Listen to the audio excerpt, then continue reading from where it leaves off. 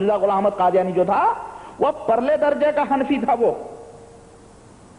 اور میں یہ بھی بتاؤں آپ کو، یہ جو چکڑالوی اور یہ جو سب بنتے ہیں یہ سب حنفی تھے. تو حنفی جو ہو وہ دیوبندی یا بریلوی ہو ایسی کوئی بات نہیں ہے، بلکہ حنفیوں میں کئی گروپ ہیں، کئی جماعتیں ہیں. ایسی بھی جماعت حنفیوں میں ہے جو بریلوی نہیں ہے، ایسی بھی جماعت حنفیوں میں ہے جو دیوبندی نہیں ہے، ایسی بھی ہم جماعت حنفیوں میں ہے جو مرزائی غلام احمد قادیانی نہیں ہے، اس کے ماننے والے نہیں ہیں. تو حنفی ایک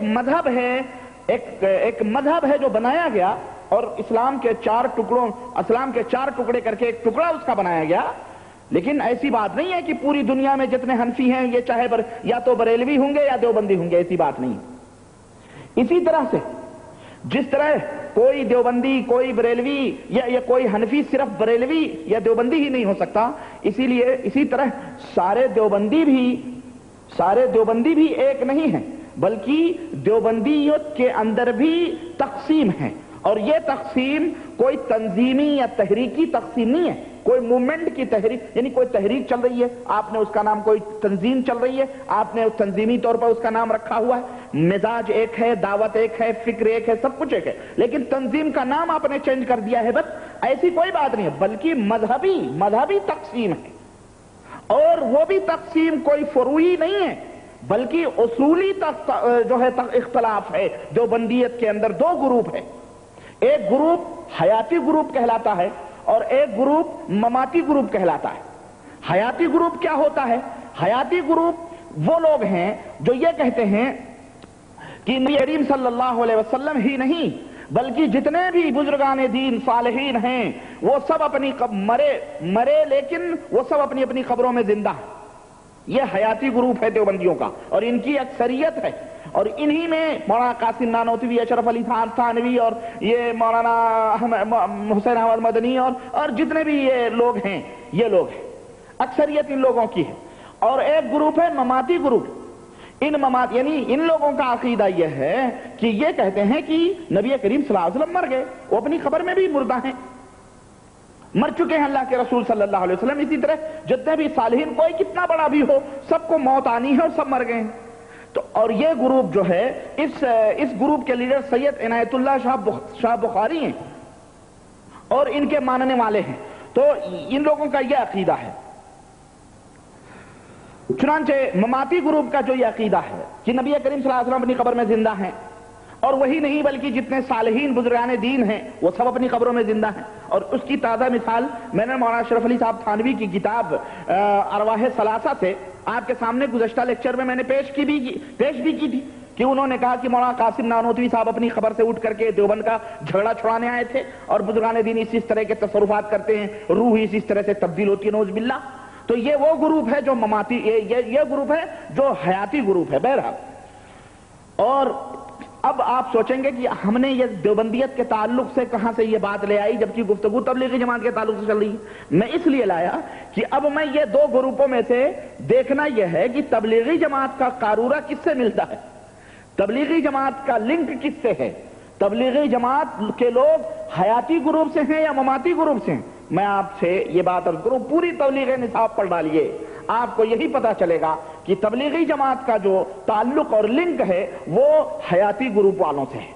اور یہ حیاتی گروپ کے لوگ جو ہیں، میں وہی کہہ رہا ہوں کہ بریلویوں سے میں کچھ کہنا چاہتا ہوں، وہ یہی ہے کہ یہ حیاتی گروپ کے لوگ وہ ہیں جو بالکل بہت ہی تھوڑے سے رسم اور رواج کے فرق کے ساتھ بالکل وہی تعلیم، وہی شکشا، وہی راہ، وہی طریقہ بتلاتے ہیں جو علماء بریلوی اپنی کتابوں میں لکھتے اور وہ خود کرتے ہیں.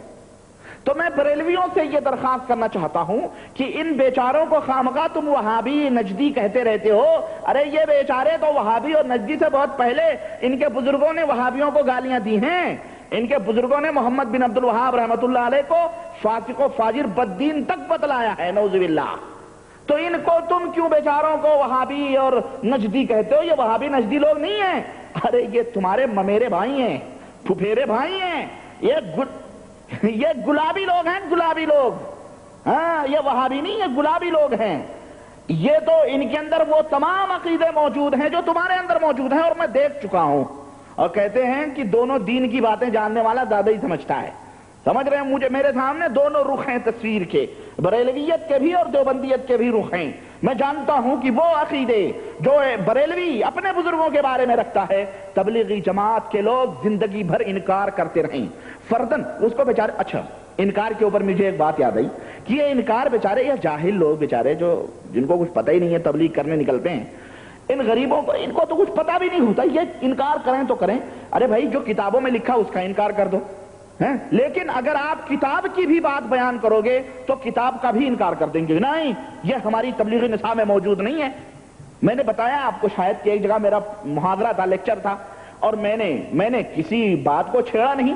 ہمارے کمال صاحب نے اتفاق سے بیٹھے تھے، کسی نے سوال کر دیا کہ جناب تبلیغی جماعت کے تعلق سے آپ کی کیا رائے ہے. میں نے بتلا دیا کہ بھائی پہلے علم حاصل کرو، اس کے بعد تبلیغ کرو. علم ہی نہیں ہے تو تم تبلیغ کیا کرو گے؟ اب وہ اچھا یہاں پہ بھی اور بعض لوگ کہتے ہیں جی فلانے ڈاکٹر ہیں، انجینئر. ابے ڈاکٹر انجینئر ہوگا وہ؟ ابے دنیا کا کلچر اس نے جو ایگریکلچر کی تعلیم حاصل کی ہوگی، اس نے چیڑ پھاڑ کی تعلیم حاصل کی ہوگی، اس نے انجیکشن لگانے کی تعلیم، اس سے یہ کہاں ثابت ہوتا ہے کہ وہ دین کے اندر بھی علم اور شعور رکھتا ہے؟ ہم نے تو بڑے بڑے علماء کو بھی دیکھا گردنوں کے مسح لپیٹ رہے ہیں، بڑے بڑے محدث اپنے آپ کو بنتے ہیں، پر یہ گردنوں کی مسح ان سے نہیں جاتی. یہ علم ہے، جبکہ اللہ کے رسول صلی اللہ علیہ وسلم کی کوئی صحیح حدیث اس سلسلے میں موجود نہیں ہے. لیکن روایت بیان کی جاتی ہے، پتہ ہے جو گردن کی مسح کرے گا اللہ تعالیٰ جہنم سے قیامت کے دن اس کی گردن جہنم سے آزاد کر دے گا.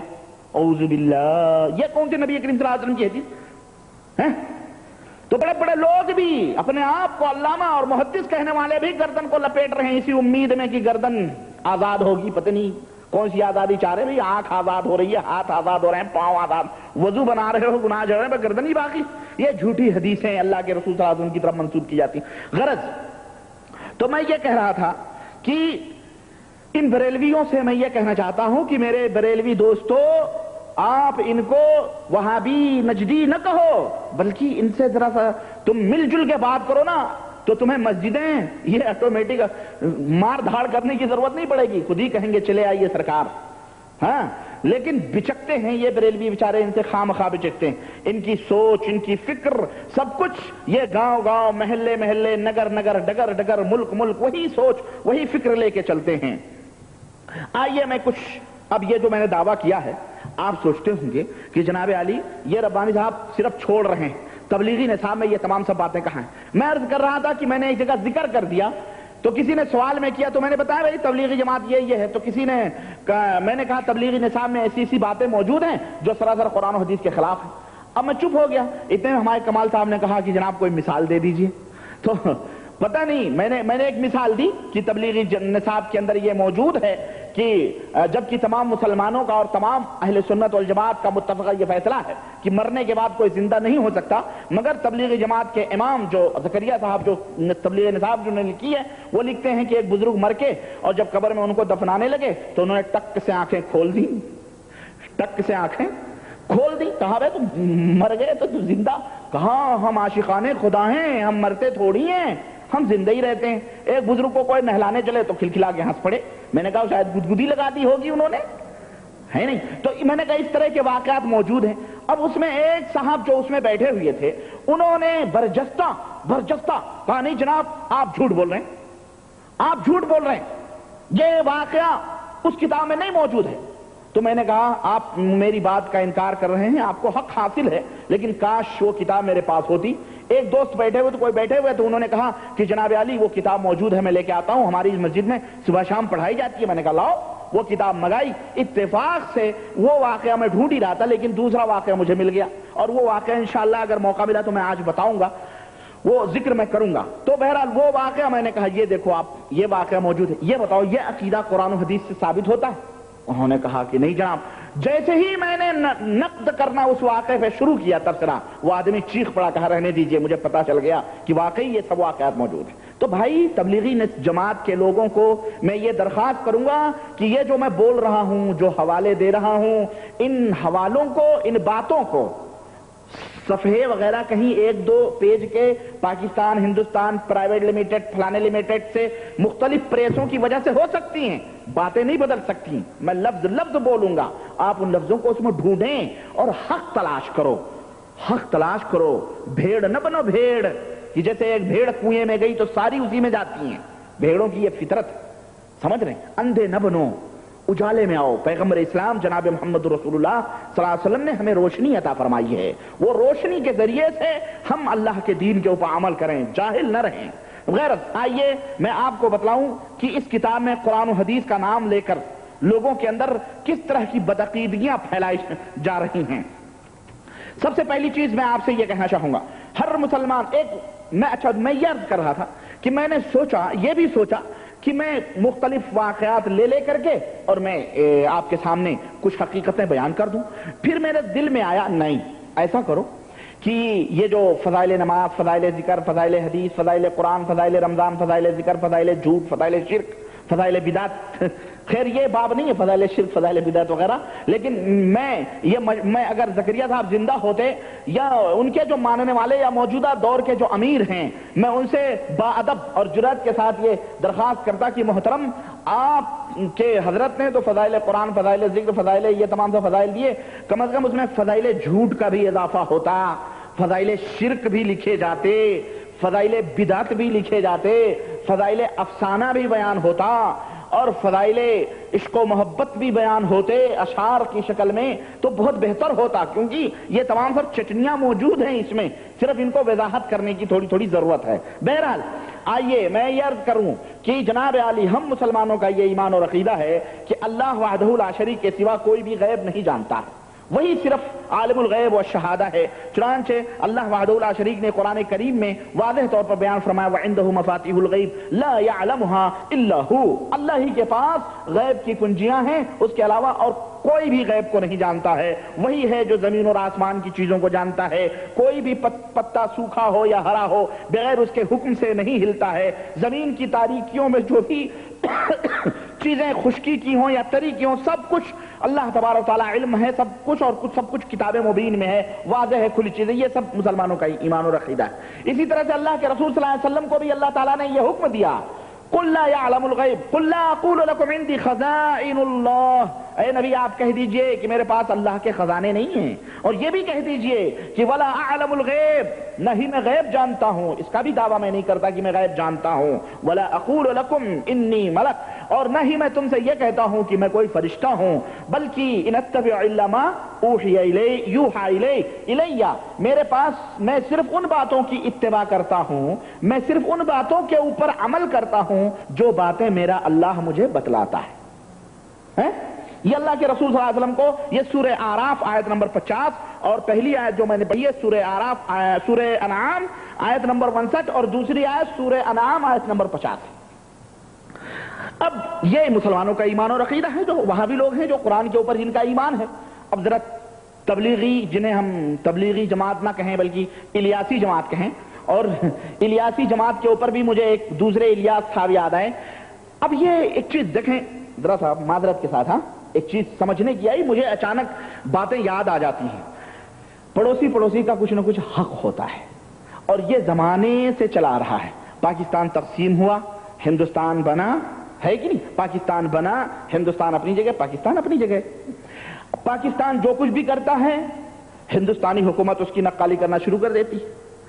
ہندوستان کچھ بھی کرتا ہے پاکستان اس کے ریئیکشن میں کچھ نہ کچھ کرنا شروع کر دیتا. المہم اگر وزیر اعظم یہاں بدلتے ہیں تو وہاں بدلتے ہیں، یہاں الیکشن ہوتا ہے تو وہاں الیکشن ہوتا ہے، وہاں کچھ ہوتا ہے تو یہاں المہم دونوں اصل میں قبول کرتے ہیں ایک دوسرے کا ایکشن اور ریئیکشن دونوں کے اندر ہوتا ہے نا. اور اس کی تازہ مثالیں موجود ہیں آپ کے سامنے کہ کسی نے تین پٹاخے داغ دیے تو کسی نے 6 پٹاخے اس میں داغ دیے. غرض کہنے کا مطلب یہ ہے کہ یہ ایکشن اور ریئیکشن، عمل اور رد عمل کا سلسلہ دونوں ملکوں میں چلا آتا ہے. سیاسی پیمانے پہ ہو، تجارتی پیمانے پہ ہو، اقتصادی پیمانے پہ ہو، ثقافتی پیمانے پہ ہو، غرض کسی بھی شورا کے پیمانے پہ ہو، ادب اور فلسفے کے پیمانے پہ ہو، غرض کسی بھی پیمانے پہ ہو. اور آگے بڑھوں میں دینی پیمانے پہ بھی ہے. دینی پیمانے پہ ہندوستان میں مولانا محمد الیاس صاحب نے ایک جماعت بنائی. کون سی؟ تبلیغی جماعت. ان کا نام محمد الیاس تھا. اب جناب علی، اب بریلوی حضرات ڈھونڈتے رہے کوئی ایسا بت بنانا چاہیے جس کا نام محمد الیاس ہو۔ ایک بت اگر ہندوستان میں بنا ہے تو دوسرا بت پاکستان میں بننا چاہیے۔ چنانچہ کھوجتے کراچی کے اندر ایک بت مل گیا ان کو، سگے مدینے کا کتا ایک مل گیا ہے نا، اس اپنے آپ کو مدینے کا کتا، اس کا نام محمد الیاس قادری رضوی اور حنفی اور پتہ نہیں کیا کیا ہے، بریلوی جماعت۔ انہوں نے اتنا اچھالا، انہوں نے ٹائٹل بنائی ہری پگڑیاں،